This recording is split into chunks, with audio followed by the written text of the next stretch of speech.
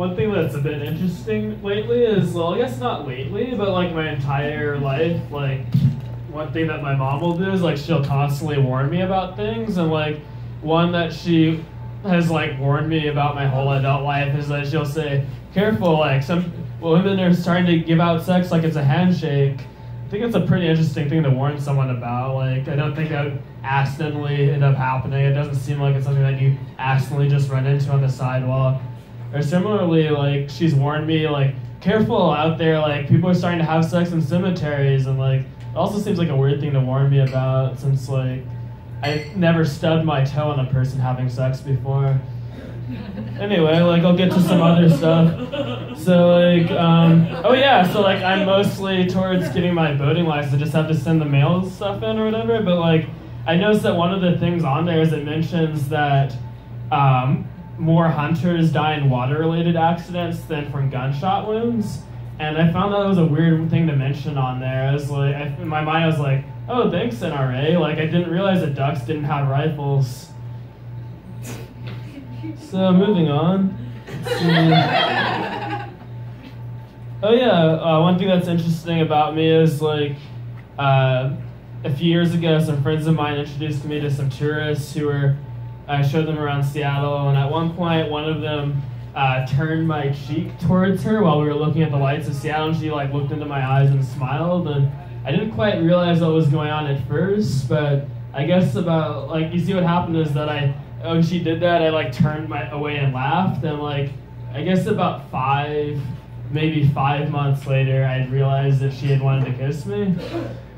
Like, one thing about me is I'm on the autism spectrum, so it makes it a lot harder to, like, understand social situations. So, like, for example, like, I think it would be really cool if more people seemed like they were on the spectrum, sort of. It's like, one thing about being on the spectrum is when you meet someone, you might want to tell them about something you're really excited about. Like, one time I told somebody about a cute puppy I'd seen a video of that wiggled really hard and fell over between some couch cushions and got stuck. But you aren't really supposed to tell someone that when you first meet them. You should maybe know their name first or some other things about them.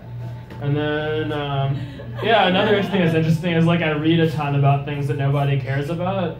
And, like, one thing is that oh, thank you, I appreciate that. So, yeah, like, I've studied about 15 or 18 languages, and, like, one of them that's interesting is Swedish. Like, one thing that's interesting is that I would not recommend you to, like, buy The Little Mermaid in Swedish, specifically if you want to teach Swedish to a kid or whatever, because the thing is that if your kid is reading The Little Mermaid in Swedish, when they turn to the last page, they'll see the Little Mermaid sitting on a rock, and they'll just see one word on the page, and that one word is slut, S-L-U-T, which is Swedish pronounced slut, which means the end.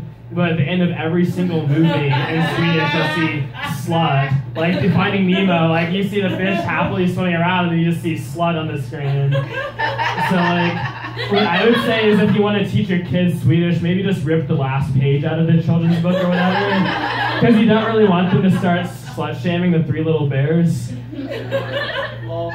And then it's interesting too, like if you're riding a bus in Sweden, when you get to the last stop, you'll see a big letters on the bus, you'll see slut station, but that's actually Swedish for slut station, which means it's the last stop, so like don't get excited when you're on the last stop in Sweden. And so, yeah, thank you for the lulz out there.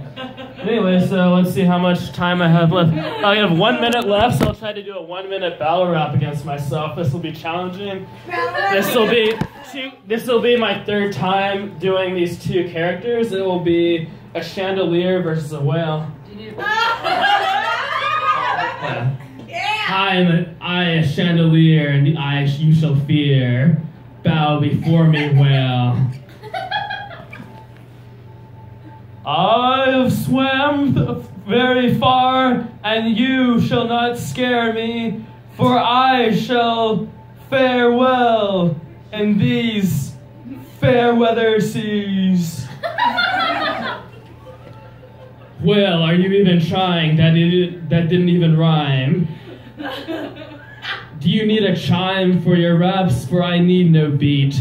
For you I shall defeat. What about we get some coffee sometime and then maybe I'll have a better rhyme. You're supposed to act like you hate me, Whale. I knew you would fail. Come on, it'd be fun. You may be a large whale, but you I shall swallow whole, with my muscles so swole. But that actually sounds like a good thing. Stop hitting on me. Come on, you've already mentioned that your muscles are big. Aren't you hitting on me too? I've had enough of you, Whale. You don't have the repertoire. You aren't even worthy of my boudoir, but yes, we should go and get a drink sometime. Awesome! Anyway, I'll just end that one there.